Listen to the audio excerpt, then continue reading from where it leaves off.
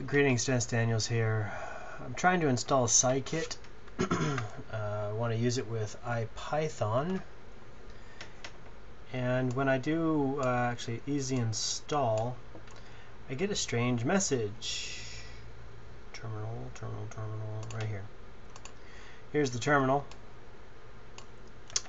And here is the command right here, sudo easy install 3, because I'm using Python 3, use scikit-image, and it pulls it all down. It's very happy. Seems like it's happy.